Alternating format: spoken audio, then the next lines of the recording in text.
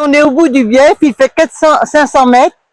Donc, moi, je le débroussaille 2 fois dans l'année. Une fois en juin ou mai, ça dépend. Et une autre fois en mois de septembre. Et après, tout l'hiver, je passe dedans au moins 1 à 2 fois par semaine pour enlever les feuilles qui me font des barrages sur l'eau. Donc ici, je vais fermer les vannes de décharge et je vais ouvrir pour que l'eau aille sur le moulin.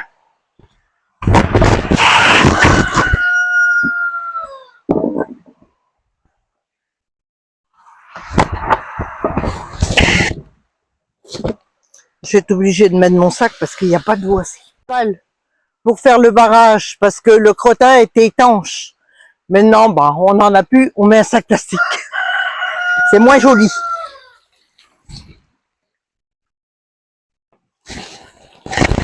On le mettait comment, le crottin de cheval? Comment? On le mettait comment? Le crottin de cheval? Oui. Eh ben, on le mettait le long dès que l'eau arrivait, là, ça suffisait. D'accord.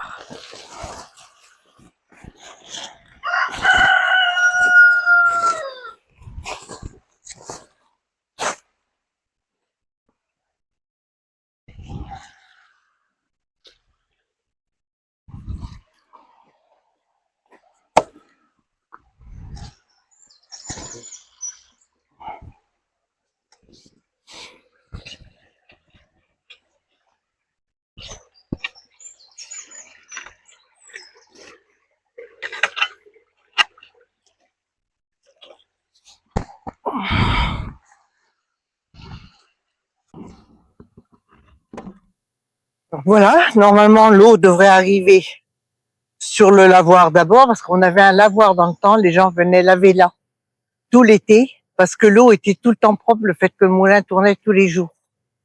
Et donc, à l'hiver, ils venaient pas, parce qu'on n'avait pas des hivers comme maintenant, on avait des hivers durs. Il faisait trop froid pour qu'ils viennent là. D'accord, donc ça se remplissait et les gens, ils venaient, ils s'installaient. Et du coup, que le moulin tournait toujours, ben, il n'y avait pas de savon dans le lavoir. L'eau était tout le temps propre.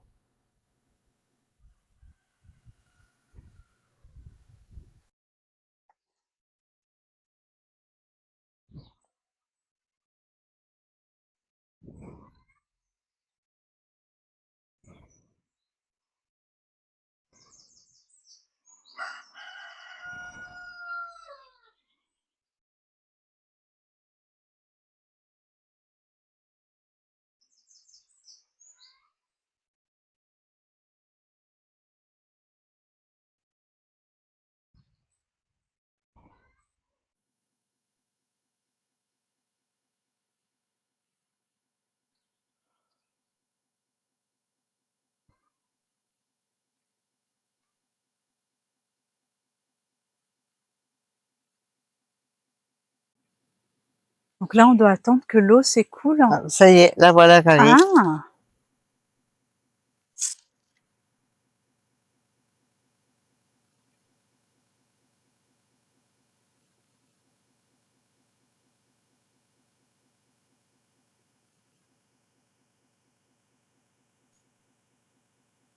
Et le moulin, il a été construit. Alors, on a retrouvé une des dates, mais on n'est pas du tout certain, mais au moins 1540. D'accord. Donc, bon, certains me disent qu'il y a certainement eu des changements dedans. Moi, je suis pas sûre. Voilà, c'est parti. Donc, on va aller à l'intérieur. Je vais vous expliquer l'intérieur. Et on reviendra à la roue enfin.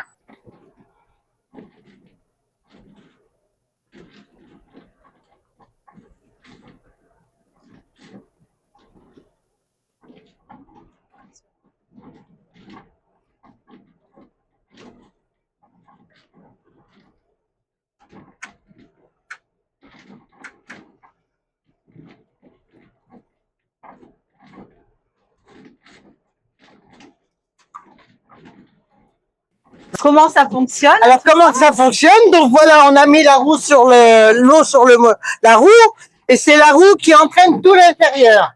C'est par pignon, donc il y a un arbre de roue de 4,50 m sur 50, et c'est toujours des pignons de fonte sur du bois. Pour empêcher l'échauffement, il ne peut pas avoir besoin de graisser. Donc, ce grand hérisson, là, il entraîne donc la meule à céréales, la meule à blé noir et les entraînements autrement qui nous servaient à monter les sacs, à trier le blé noir, à hacher le bois, après, parce qu'on avait l'électricité par le moulin jusqu'en 59, donc par dynamo. Enfin, tout se faisait avec le moulin. C'était un avantage. Et là, on voit la meule dormante, mais je vais vous montrer la meule tournante après.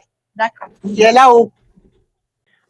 Donc là, j'écrase de l'orge et du blé.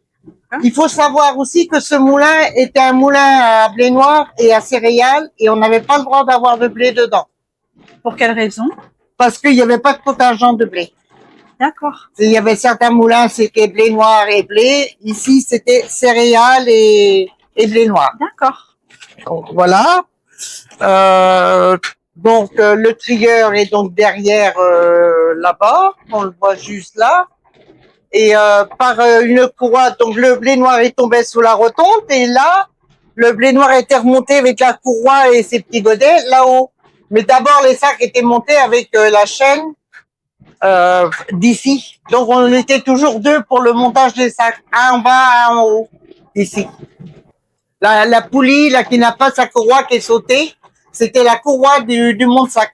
Donc ça, c'est? C'est de la soie. Ah, c'est de la Donc, soie. c'était la plus fine d'abord pour récolter la meilleure farine. D'accord. Après, on avait une plus grossière pour avoir le son fin.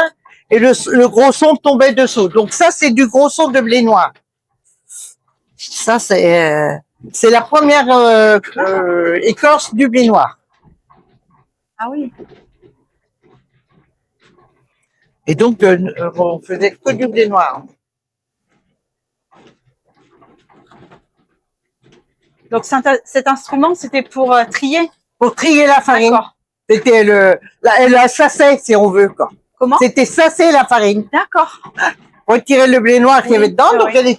il était écrasé sous la meule qu'on va voir là-haut aussi. Et donc, ça tombait dans la buterie, parce que ça s'appelle une buterie. Et on la retirait ici. Alors, comment que c'est ici? Parce que je ne sais plus.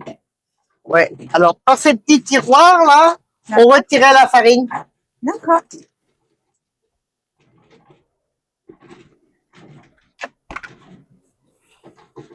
Voilà. Qu'est-ce que j'ai encore à dire? Que c'était le compteur électrique en 110. Alors, est-ce qu'il fonctionne toujours? Ah non, pas celui-là. Il ne pouvait fonctionner qu'avec la dynamo à charbon. Il n'y a plus de dynamo. Mais par contre, si je voulais refaire de l'électricité, j'ai une génératrice. D'accord. Qui fonctionne toujours. Qui fonctionne toujours. Qui fonctionne toujours.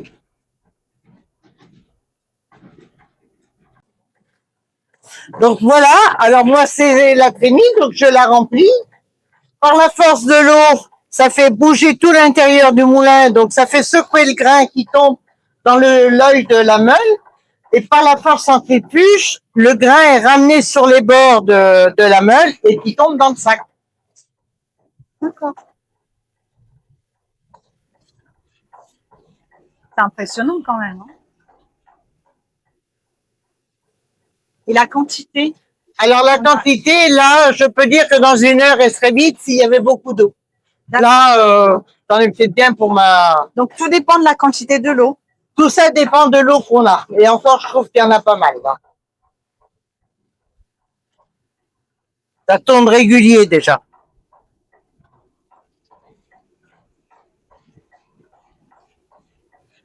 Plus il y a d'eau, plus moi je mets de grains.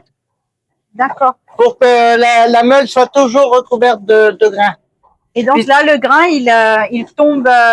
Alors, il tombe dans l'auger, là. Et donc, par le secouage, eh ben, il tombe entre les meules. D'accord. Et est-ce que la machine, le moulin, en tout cas, s'arrête automatiquement s'il n'y a plus d'eau? Ou est-ce que tout se fait manuellement? Alors, tout se fait normalement manuellement. Mais là, s'il n'y avait pas d'eau, il ne tournerait pas. Hein. D'accord. Il ne tournerait pas.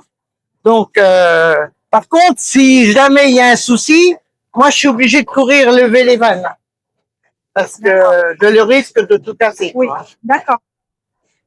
Alors, c'est votre père qui a commencé à l'utiliser. Alors non, c'est mon arrière-grand-père qui l'a acheté ici. Parce que c'était une famille de meuniers. Donc, ils ont habité des moulins à Plélo, Beaucléo. Je crois que c'est le Vieux-Bourg et ils sont venus à Plénaud. Et à Plénaud, ils avaient donc un moulin dans une vallée aussi, évidemment, à eau, tournant par-dessous. Et je pense que c'est quand mon grand-père s'est marié, mon arrière-grand-père a acheté ici. D'accord. Et du coup, il a tenu le moulin ici. Je saurais pas dire combien d'années, mais une dizaine d'années, je pense. Puisque j'ai un oncle qui est né au moulin de Saint-Mé et qui était de 9 ans plus, 9 ans plus âgé que mon père. Et il a un autre frère qui est né dans la grange, parce que la grange qui est attenante au moulin, c'était la maison d'habitation.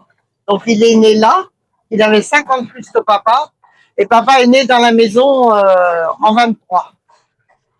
Donc, et quand mon père s'est marié, mon grand-père est parti à Vinic. Je ne sais pas pourquoi. J'aimerais savoir justement quand vous dites qu'on a laissé des choses partir, je ne sais pas du tout pour quelle raison il est parti à Vinic. Est-ce qu'il avait décidé de lâcher le moulin et parce qu'il n'était pas encore très âgé, en fait. Je sais pas. Et qui c'est qui s'en est occupé? Eh ben, c'est papa qui a pris la suite. D'accord. Qui a tenu jusqu'en 70, justement, 1970, de 1947, sans doute l'année que je suis née. Il a pris le moulin à son compte en étant locataire de son père et a tenu le commerce du moulin. D'accord. Et aujourd'hui? Et aujourd'hui, c'est moi la fille. Quand il est parti, il venait de refaire sa roue. Donc je me suis dit, je peux quand même pas la laisser mourir au bout du pignon. Donc j'ai mis à tourner parce que c'était pas l'habitude qu'on s'en occupait. C'était toujours papa qui le mettait à tourner. Et nous, on avait le droit de le surveiller et de l'arrêter, mais pas de le mettre à tourner. Parce que du coup, il vous a transmis ce savoir. Alors, il m'a pas beaucoup transmis le savoir. Hein. J'ai dû le faire moi-même.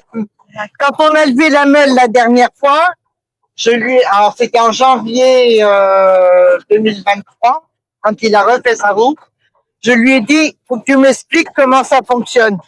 Il me dit, bah tu te démerderas, tu feras comme moi. Je dis oui, sauf que toi, t'étais un garçon, et moi je suis une fille, je ne suis jamais, enfin je suis venue dans le moulin, hein, parce qu'on a été plié de travailler, mais pas pour s'en occuper. Mais tu te débrouilleras, madame. C'est ce qui m'est arrivé, hein. Alors, c'est vrai, les premières fois après son décès, ça a été très difficile. Pour moi, c'est quand même un monument de le mettre à tourner, d'être sûr qu'on ne casse rien. Et donc, voilà, et ben, depuis, j'ai appris à le gérer. C'est impressionnant. C'est un beau patrimoine. Oui, c'est un beau patrimoine, mais il faut un peu de finance quand même. Et alors, est-ce que vous avez transmis ce savoir? Alors, j'ai une de mes filles qui aimerait bien, donc qui est plus souvent avec moi et tout ça. Mais bon, c'est ce que je lui dis, il faut être en retraite pour s'occuper de ça, hein, faut pas. Donc, mais je pense que elles y tiennent toutes, parce que j'ai 3 filles. Elles y tiennent certainement toutes, plus ou moins, mais bon, pas non plus, ça fournit pas de travail, quoi. Hein. Et donc, celle qui est le plus intéressée aurait bien voulu monter une crêperie. D'accord. Avec le moulin, donc on verra ça dans les années à venir. Dans les années. Donc, qu'est-ce que vous... Alors maintenant, moi, ça me pose plus de problème d'avoir du blé dans le moulin, parce qu'il n'est uniquement que pour nous. Donc, il me sert à nourrir. Alors, jusque-là, j'ai fait des cochons. Mais j'ai plus de bouchées, donc j'arrête. Dommage, d'ailleurs, pour ma consommation. Et je lève beaucoup de poulets, de la patate, les poules, les lapins, donc ça me sert à ça. Bon là, ça me tracasse un peu moins. La roue n'est plus en bois, elle est en ferraille. Oui. Donc elle est moins fragile qu'en bois. D'accord. Donc vous avez fait des rénovations au fil des années, j'imagine. Oui. Donc à la base, c'était en fer, c'était en bois. C'était en bois. Et du coup, quand elles ont fait 25 ans, si elle est con, oui. C'est tout. Hein. Donc ça veut dire qu'il faut refaire une grosse les 25 ans. C'est beaucoup d'entretien. C'est beaucoup d'entretien. Ouais. Donc je vais vous montrer la meule tournante. vous allez vous mettre là. Celle-ci, elle est dormante. C'est elle qui entraîne le grain à venir dans le sac. Avec des balais qu'il y a sur le côté de la roue. De la meule, du moins, je vous dis la roue, mais c'est la meule. Et donc, la meule est en silex. On la rhabille normalement dans le temps. Elle était rhabillée, c'est-à-dire recreusée, 2 fois dans l'année. Une fois en juillet pour les nouveaux grains et une fois en janvier pour la suite de la saison.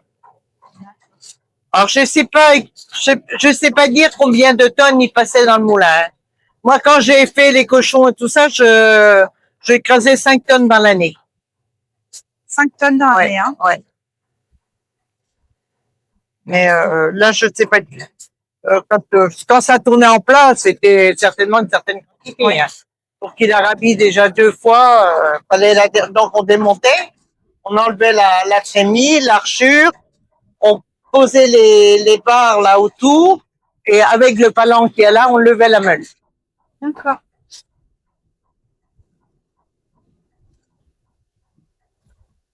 Alors, c'est quand même beaucoup de travail. Hein. Ah bah oui, il faut quand même être sûr de son coup, je dirais.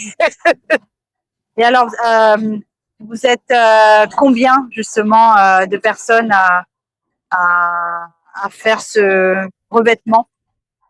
Combien? Oui. Pour le moment, je suis toute seule. Hein. Vous faites le revêtement toute seule? Hein? Bah oui. D'accord.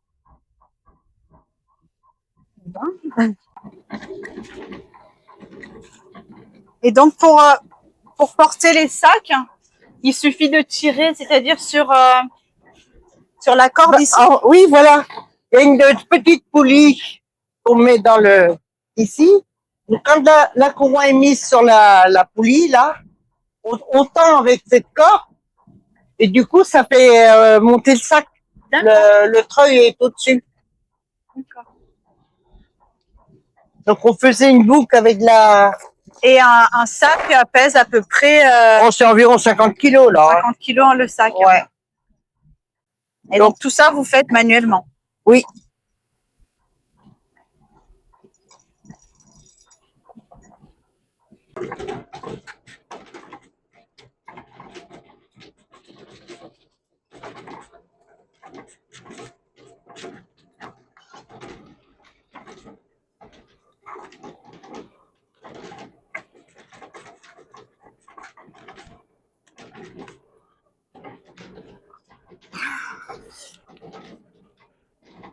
Ah, je suis pas réussi.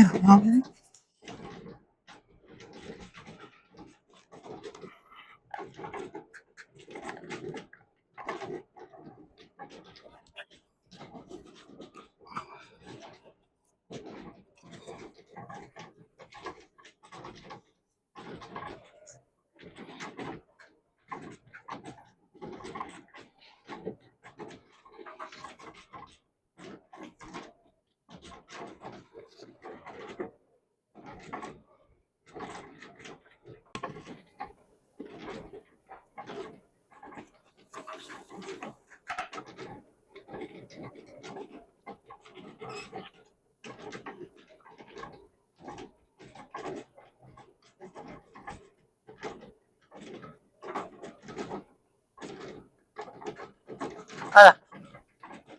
Et donc, eh ben, merci beaucoup. Hein, on va passer à la roue si vous voulez. Comme ça, je vais vous expliquer le nombre de jets qu'il y a sur la roue et comment elle suit. C'est ça. Qui était aussi bien que toutes leurs éoliennes et tout ce qu'on veut. Après, en plus, il n'y a pas de pollution puisque s'il n'y en a pas dans l'eau, on n'en fabrique pas.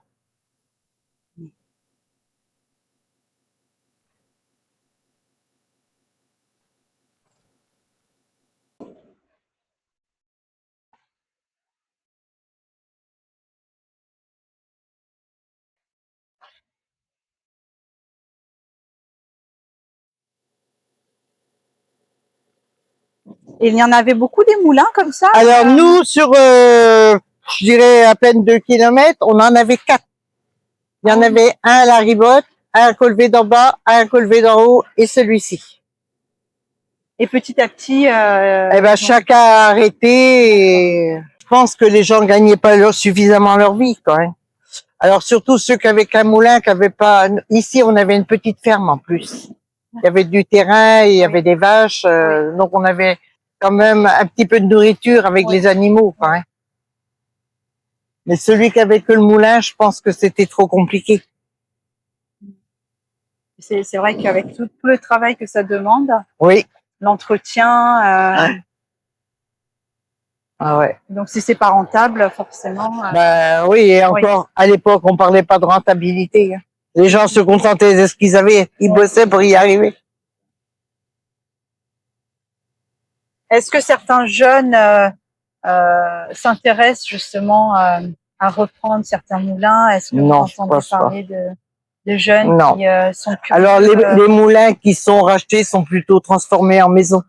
D'accord. D'accord. Ouais, donc, vous faites parfois des visites? Je fais des visites. Alors, j'ai fait longtemps, pendant une douzaine d'années, avec Saint-Donat, les mercredis de l'été. D'accord. C'est vrai que ça a toujours bien fonctionné. Oui.